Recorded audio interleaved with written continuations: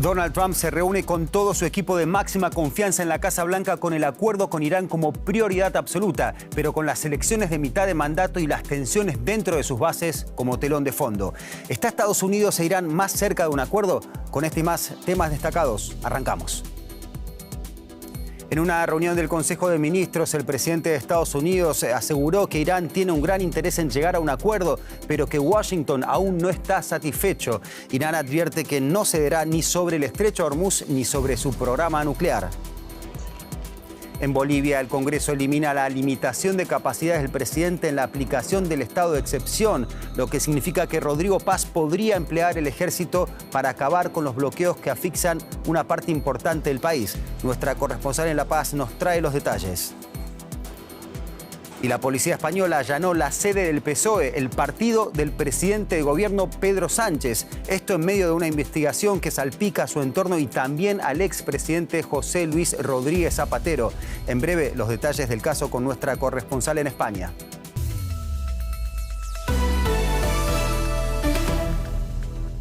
Bienvenidos a DW Noticias. Soy Leandro Fest. Gracias por elegirnos.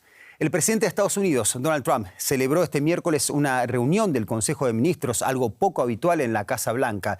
Uno de los temas principales del orden del día es la guerra con Irán. El mandatario dijo que las negociaciones con Teherán van bien, pero que aún no está satisfecho y planteó que no se siente presionado por las elecciones locales de noviembre para resolver rápidamente el conflicto. Al parecer, una propuesta marco contemplaría la reapertura del estrecho de Hormuz, por donde transita un cuarto del petróleo mundial, y el levantamiento del bloqueo naval por parte de Estados Unidos. Irán, por su parte, también ve avances en la negociación. De momento, una de las primeras respuestas de Irán a la presión de Washington, sin embargo, es que no piensa renunciar al control del estrecho de Hormuz ni al enriquecimiento de uranio, según palabras del jefe del Comité de Seguridad del Parlamento iraní, uno de los principales voceros del régimen de los ayatolás. Antes de nuestro informativo, el periodista Argemino Barro analizaba si los gestos de la Casa Blanca implican o no la cercanía de un acuerdo entre ambas partes. Si miramos a los hechos sobre el terreno, no hay ninguna indicación de que haya un acuerdo de paz cercano. De hecho, en las últimas horas, una agencia oficial iraní ha dicho que ha acordado con Estados Unidos un memorándum de entendimiento que implicaría la retirada de las tropas militares de Estados Unidos de Oriente Medio. Y poco después, la Casa Blanca ha negado esta afirmación. Y el propio Donald Trump, hace apenas una hora, en esta reunión del Consejo de Ministros, ha dicho que la negociación ahora mismo no está yendo a ningún sitio porque los iraníes están negociando en base al humo, es decir, sin ninguna propuesta concreta que pueda aceptar Estados Unidos. Pero para él es importante, efectivamente, demostrar que tiene control político de la situación y continúa reiterando que ha destruido la Marina, la Fuerza Aérea, cosa que no era un objetivo inicial, como has mencionado, era el cambio de régimen, y el régimen no solo sigue en pie, sino que parece que está más radicalizado y militarizado. Ahora, Argemino, centrarnos en el aspecto interno de Estados Unidos. ¿Qué tan preocupada está realmente la Casa Blanca por el desgaste político de la guerra con Irán? Otra cosa que ha dicho Donald Trump en este Consejo de Ministros, el número 11 que celebra su administración, es que las elecciones de medio mandato, las perspectivas electorales del Partido Republicano, no están influyendo en su negociación con Irán. Pero una vez más, efectivamente, el precio de la gasolina está a niveles más altos desde que empezó la guerra a gran escala contra Ucrania en 2022. Y esto pues está causando efectos, afectando al bolsillo de los estadounidenses, un país, recordemos, que depende más del doble que la Unión Europea por dólar producido de la gasolina. Es un país donde todo se mueve básicamente en camiones, no tiene demasiadas infraestructuras alternativas como el tren, ni tampoco energías renovables, y entonces esto realmente hace daño a la economía. La inflación ahora mismo está por encima del 3,5%. Sí que preocupa más explícitamente en el Senado. Ahora mismo la mayoría republicana es de 53 escaños contra 47, pero diferentes cuestiones, no solamente la guerra de Irán, hacen intuir que la mayoría republicana también podría peligrar en noviembre. Argemino Barro en Nueva York, muchas gracias como siempre por tu completo reporte. A ustedes, un placer.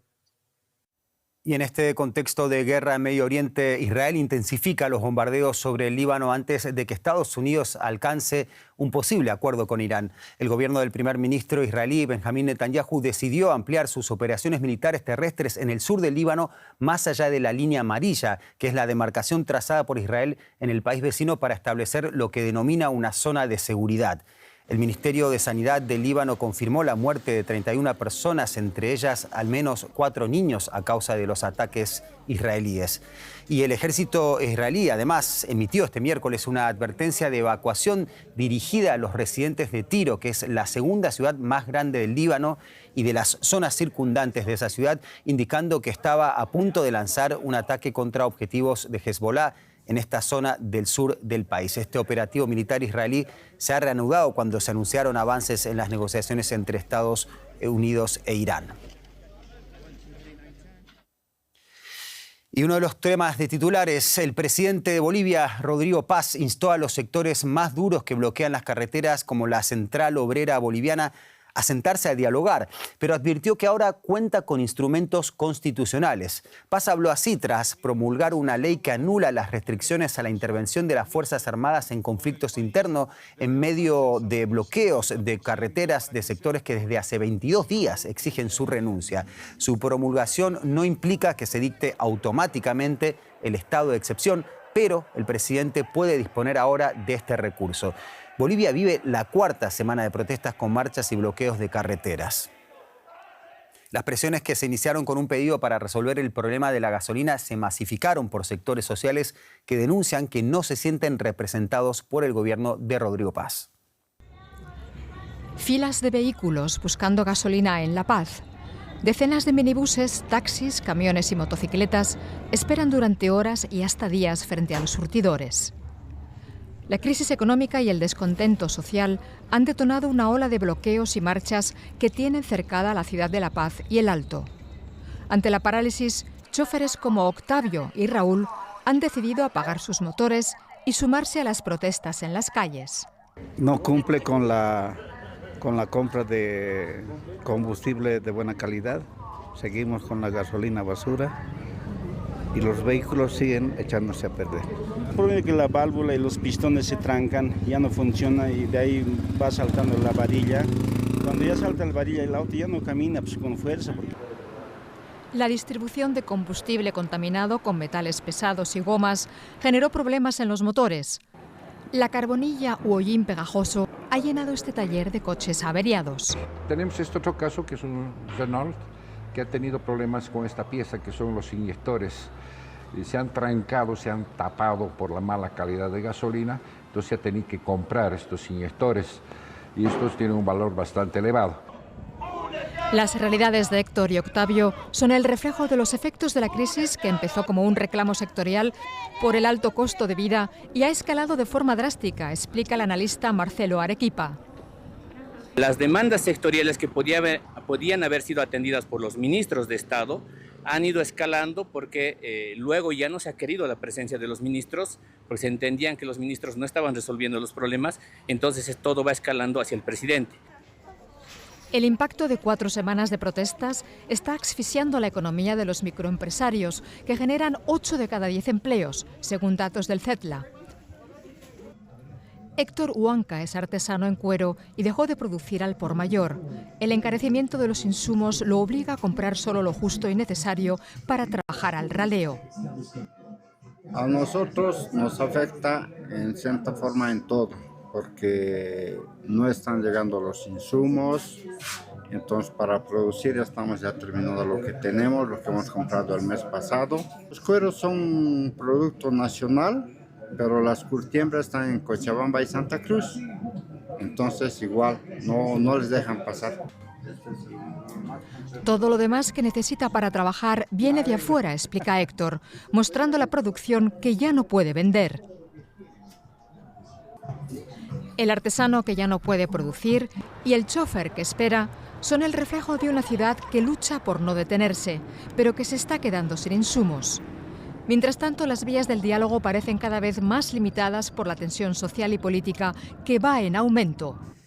Y en La Paz se encuentra la corresponsal de DW en Bolivia, Tania Frank, para desarrollar más a fondo la crisis que vive el país en estos momentos. Tania, gracias por estar con nosotros. Ahí te vemos. ¿Qué escenarios se abren con esta decisión del presidente Rodrigo Paz de eliminar los límites al estado de excepción?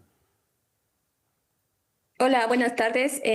Bueno, la promulgación de la nueva ley no implica la activación automática de un estado de excepción. La Constitución Política del Estado de 2019 mantiene vigente el requisito de que cualquier declaratoria de excepción debe ser emitida por decreto y posteriormente sometida a tratamiento a la Asamblea Legislativa, que dará su veredicto de si se aplica o no en unas 72 horas. La decisión gubernamental llega en un medio creciente, una presión política creciente por parte de diversos sectores sociales que actualmente tienen paralizada y cercada la ciudad de La Paz.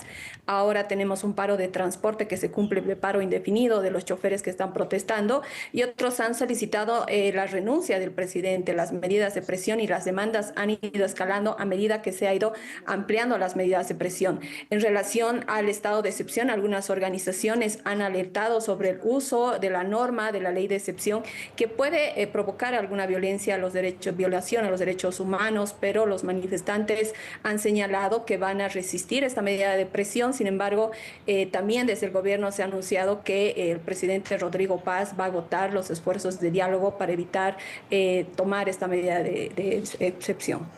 Tania, hablabas de presión de distintos sectores sociales, pero ¿qué respaldo político y social tiene hoy esta decisión del presidente? Rodrigo Paz ha asumido hace 6 meses, ha asumido la presidencia y bueno, atraviesa una profunda polarización en el país, alta conflictividad social. La base de apoyo que lo llevó básicamente a la presidencia muestra fisuras importantes, mientras que las medidas de presión se van incrementando, y él intenta implementar para paliar la crisis económica otras medidas como normativas para poder, por ejemplo, evitar el tema del incremento al costo de la calidad de vida, los costos de precio de los alimentos en los mercados, el tema de la gasolina, que era un principal problema, sobre todo en la transición de Luis Arce y Rodrigo Paz. Se habría solucionado de inicio, sin embargo, vuelve este tipo de problemas. Los surtidores están llenos de choferes haciendo filas por conseguir este carburante. El respaldo que mantiene Rodrigo es principalmente institucional, empresarial, de la clase media urbana actualmente, y que busca un cambio del ciclo de 20 años del movimiento al socialismo. Sin embargo, también los sectores sociales ya se han hecho sentir y han reclamado su presencia dentro del gobierno de Rodrigo Paz con protestas en las calles. Tania Frank, corresponsal de DW en Bolivia, muchas gracias por todos los detalles. Gracias. Y seguimos en el país vecino de Bolivia, Perú, que se prepara para una segunda vuelta electoral el próximo 7 de junio, en la que se enfrentarán la candidata derechista Keiko Fujimori por el partido Fuerza Popular y el candidato de izquierda Roberto Sánchez por Juntos por el Perú. Las autoridades electorales ya comenzaron a distribuir el material de votación. Ante las preocupaciones a que se repitan los contratiempos de la primera vuelta, la Oficina Nacional de Procesos Electorales, ONPE, prometió corregir los fallos logísticos que retrasaron en un mes el escrutinio. Además, la autoridad anunció la formación de un comité de supervisión con expertos nacionales e internacionales para garantizar la transparencia. El último sondeo de la empresa Ipsos indica que será una carrera cerrada, liderada hasta ahora por Fujimori con un 39% de intención de voto frente al 36% de Sánchez. Y ahora vamos a hablar de otro Sánchez, de Pedro Sánchez, porque en Madrid agentes policiales registraron durante 13 horas la sede del partido de gobierno en España, el Partido Socialista Obrero Español, o PSOE, de Pedro Sánchez, el presidente del gobierno. La justicia investiga una presunta trama dirigida a desestabilizar procedimientos judiciales contra el partido gobernante y su ejecutivo. El juez investiga si el exsecretario general de la formación, Santos Cerdán, habría pagado con fondos del partido a la ex militante Leire Díez para entorpecer las investigaciones abiertas contra la mujer y el hermano del presidente del gobierno. Son varios los casos que salpican al partido del presidente Pedro Sánchez, entre ellos la reciente imputación del expresidente socialista José Luis Rodríguez Zapatero por organización criminal, tráfico de influencias y falsedad documental. En plena atención judicial, el mandatario español dijo este miércoles que no piensa convocar a elecciones. No puedo convocar elecciones por interés partidista. Tengo que convocar elecciones por el interés general de los ciudadanos y ciudadanas. Y el interés general de los ciudadanos y ciudadanas a día de hoy, con guerras por todo el mundo, con crisis que exigen de respuestas eficaces y también equitativas por parte de la Administración General del Estado, es la estabilidad. Y para comprender mejor la magnitud de esta noticia, conectamos desde Sevilla con nuestra corresponsal en España, Nicole Riz. Gracias, Nicole, por estar con nosotros. Nicole, con la policía entrando en la sede del PSOE, el partido del presidente del gobierno Pedro Sánchez, investigaciones que ya alcanzan a su entorno y además una imputación al expresidente José Luis Rodríguez Zapatero, ¿cómo describirías la situación a la que se enfrenta el socialismo español y el propio presidente Sánchez? Bueno, ambos se encuentran en una situación de enfrentar una crisis inédita y un momento de máxima debilidad. Y aunque desde fuera, sí, el gobierno esté intentando mantener una línea de estabilidad, de calma, dentro del Palacio de la Moncloa, sí, hay mucha tensión. Y no olvidemos que el gobierno de Pedro Sánchez, pues también es un gobierno de minorías, depende de los socios que formen este gobierno, pues es mucha presión en estos momentos, ya que están empezando también a preocuparse por los escándalos que están salpicando el gobierno ya desde hace tiempo, el último siendo la presunta corrupción del expresidente Zapatero. Y el juez de la Audiencia Nacional, quien ordenó registrar la sede del PSOE esta mañana, también afirmó la existencia de indicios que hay posibles interferencias en investigaciones judiciales que estaban afectando al partido y al gobierno. Eso sí es muy profundo, es muy inédito realmente, y el juez también deja reflejadas sospechas de que el presidente Pedro Sánchez podía haber sabido de estas maniobras, entre otras cosas también posiblemente de los pagos que acabas de mencionar. Lo decías, Nicole, un gobierno de minorías, y Sánchez ya dijo que no adelantará las elecciones, pero en un gobierno que depende de aliados parlamentarios para sostener justamente su mayoría, ¿cuáles son las opciones? ¿En qué condiciones podría continuar gobernando Sánchez en caso de quedar en minoría? O la otra pregunta sería, ¿podría la oposición intentar activar una moción de censura? Bueno, desde la oposición, el Partido Popular y Vox desde hace mucho tiempo están pidiendo estas elecciones adelantadas. Sin embargo, siguen sin sumir la mayoría absoluta que necesitan para poder acometer con éxito una moción de censura. Y no encuentran el respaldo en el arco parlamentario de momento. Sin embargo, como ya mencioné, los socios de investidura de Sánchez también vienen mostrando, igual en un nivel más tímido todavía, algunos rastros de preocupación, y partidos como, por ejemplo, Unidos Podemos consideran que, por ejemplo, la presidencia está agotada. Sin embargo, no parece que de momento se van a unir al PP o a Vox para una moción de censura. Lo que sería ahora interesante es también observar muy bien cómo van a seguir las reacciones de los votantes a medio y largo plazo. Solo hace unos pocos días vimos en Madrid una manifestación muy grande de miles y miles de personas que estaban demandando la dimisión del propio presidente Sánchez, y él, pues en estas declaraciones hoy, se alejaba de la idea de convocar unas elecciones adelantadas, diciendo que no se podrían convocar por intereses partidistas, pero también dijo que unas elecciones se tendrían que convocar por interés general de los ciudadanos. Nicole Riz, corresponsal de DW en España, muchas gracias. Y solamente faltan 15 días para el Mundial y tenemos problemas con las entradas, y la FIFA está involucrada en este tema, y lo vamos a tratar en la economía con Andrés Blumenkrantz. ¿Qué tal, Leandro? Así es. ¿Te acordás cuando Donald Trump estaba tan enojado porque no le habían concedido el Premio Nobel de la Paz?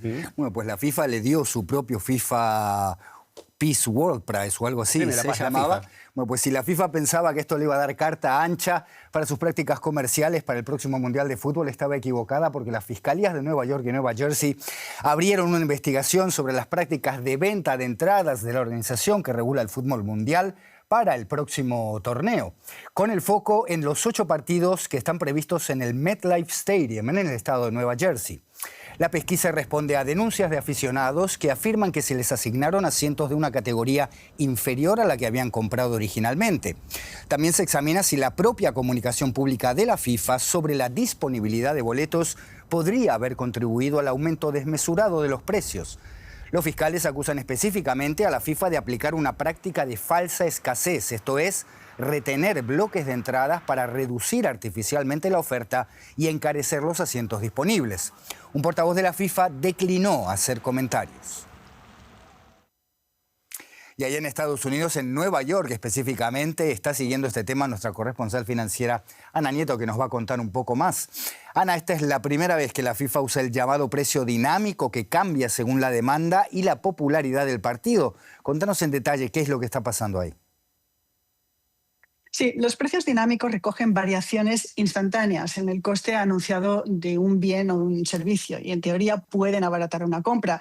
Pero en una situación de alta demanda, como es el caso del Mundial, los precios se mueven al alza y eso es lo que ha ocurrido, no solamente por la naturaleza de cómo funcionan estos precios, sino también, como detalla el Departamento de Consumidores de Nueva York, porque la FIFA ha ido dando salida a la venta de boletos en distintas fases durante meses, lo que ha ayudado a controlar el flujo de oferta y demanda que ha permitido una subida de precios. Según las autoridades, los precios han subido para más de 90 de los 104 partidos y en todas las categorías a un alza que más o menos ha sido del 34%. Solo un 1,6% de los boletos ha costado un máximo de $60 y el alcalde de Nueva York ha podido asegurar $1.050 que ahora se están repartiendo en una lotería. La investigación se va a centrar en el calendario de ventas, en las declaraciones de las autoridades de la FIFA y en otros comportamientos que han disparado estos precios para subirlos por encima de los $1.000 y convierten a este Mundial en el más caro de la historia para el público en el estadio. Ana, este Mundial era esperado también por la industria del turismo estadounidense para dar la vuelta a la caída de llegadas internacionales con la que se cerró el año pasado. Recordemos, las políticas del gobierno de Donald Trump no dan una imagen de buena recepción para lo que viene del extranjero, pero ¿va a tener ahora este sector el boom que espera? No parece que vaya a ser así. En la Asociación Estadounidense de Viajes son conscientes de los riesgos a sus proyecciones por los altos precios de la energía y el combustible, el conflicto en Irán, la baja confianza de los consumidores, los problemas en las fronteras con visados y el sentimiento negativo hacia Estados Unidos, que continúa. Se esperaba que el Mundial sí que cambiara la tendencia del año pasado, pero según la Asociación Hotelera, la demanda que se anticipaba pues no se ha traducido en reservas. Lo que también se percibe es que hay más demanda de hoteles doméstica que internacional. Los hoteleros apuntaban a las preocupaciones geopolíticas, pero también ha habido una artificial subida de los precios de las habitaciones y esto se ha tenido que dar marcha atrás. Ana Nieto, Nueva York, gracias por estas informaciones. Hasta la próxima. Gracias, Andrés. Los últimos datos publicados por la Organización para la Cooperación y el Desarrollo Económico revelan que Argentina registró el nivel más bajo de inversión extranjera directa entre las principales economías de América Latina en el año 2025. Argentina atrajo apenas 3.134 millones de dólares, muy lejos de Brasil con 76.877 millones, Chile con más de 13.000 millones o Colombia con 11.460 millones. Por su parte, México en el segundo lugar con casi 40.000 millones de dólares en inversión directa, rebasó en el primer trimestre del año pasado su propio récord histórico. El último puesto de Argentina expone los desafíos que enfrenta el país para consolidarse como destino de capital productivo, a pesar de que el gobierno ha desarrollado un generoso y controvertido esquema de incentivos para atraer grandes inversiones, lo que ya ha desencadenado un auge de proyectos mineros. Y en Brasil, el presidente Luis Inácio Lula da Silva ha visitado la ciudad de Manaus, en la Amazonía, y anunció allí, junto al estatal Petrobras, el reinicio de la perforación de nuevos pozos de gas y petróleo en plena selva amazónica después de casi una década. Además, Lula anunció una inversión inicial de 75 millones de dólares para la pavimentación de una polémica carretera que atraviesa esa misma región.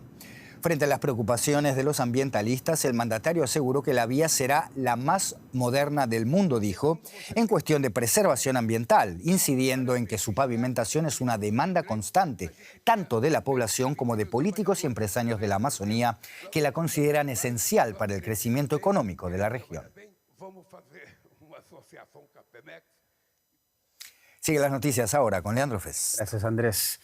Y seguimos con una noticia de Estados Unidos. El asistente personal de Matthew Perry, recordado en todo el mundo por su papel como Chandler Bing en la serie Friends, fue condenado en California a 3 años y 5 meses de prisión. Esto es por su implicación en la muerte del actor en 2023. Kenneth Iwamasa admitió haber inyectado ketamina al actor en numerosas ocasiones durante los días previos a su fallecimiento. Según la Fiscalía, solo el día de su muerte le administró al menos 3 dosis. La investigación también destapó una red de tráfico de drogas en la que habrían participado intermediarios y médicos vinculados al caso. La muerte del actor de 54 años conmocionó a Hollywood y reavivó el debate sobre las adicciones en la industria del entretenimiento. Y estas noticias este miércoles también fueron destacadas. El ejército de Estados Unidos anunció un nuevo ataque sobre una embarcación involucrada supuestamente en operaciones de narcotráfico en el Pacífico Oriental. El ataque se produjo este martes y dejó un muerto y 2 heridos. Según la agencia AFP, son ya 193 los muertos en este tipo de operaciones desde que Estados Unidos comenzó lo que llamó su Operación Lanza del Sur en septiembre de 2025. El director general de la Organización Mundial de la Salud, Tedros Adhanom, viajará el jueves a Kinshasa e instó a las partes beligerantes en la República Democrática del Congo a acordar un alto el fuego inmediato para poder contener el brote de ébola. Hasta la fecha se registraron más de 900 casos probables y 223 muertes sospechosas. Uganda cerró su frontera con el Congo para contener el brote. Y en numerosas ciudades europeas se registran temperaturas inusualmente altas. En Reino Unido, los termómetros superaron el récord histórico para el mes de mayo. La causa inmediata de esta ola de calor es el llamado domo de calor, una zona de alta presión que se extiende sobre el continente europeo. Sin embargo, el origen del fenómeno es más complejo. Desde París a Milán, los europeos hacen lo posible para mantenerse frescos e hidratados ante la ola de calor que afecta al continente. En algunas ciudades, las temperaturas alcanzan los 35 grados centígrados y marcan máximos para mayo, una buena excusa para iniciar antes la temporada de baño, como aquí en el oeste de Alemania. Pero algunos académicos advierten de los peligros. Aquí en Reino Unido, los agricultores saben que un tiempo impredecible amenaza la cosecha. Cuando se trata de cultivos que se siembran una vez al año, se necesita un periodo de condiciones favorables para que crezcan. Cada vez es más difícil. Reino Unido bate marcas de calor, pero los expertos afirman que es muy pronto para saber si las altas temperaturas permanecerán. Pero su origen está claro. Independientemente de la mayor frecuencia o intensidad de las olas de calor, lo que sabemos es que las temperaturas subyacentes, debido al calentamiento provocado por el ser humano, son cada vez más altas. Esto agrava la intensidad e impacto de estas olas de calor. Un riesgo real. Aquí en Francia, al menos 7 muertes se vinculan directa o indirectamente con el calor. El número podría aumentar. Las autoridades evalúan las consecuencias de lo que probablemente sea solo la primera ola de calor del año. Y hasta aquí llegamos. Gracias.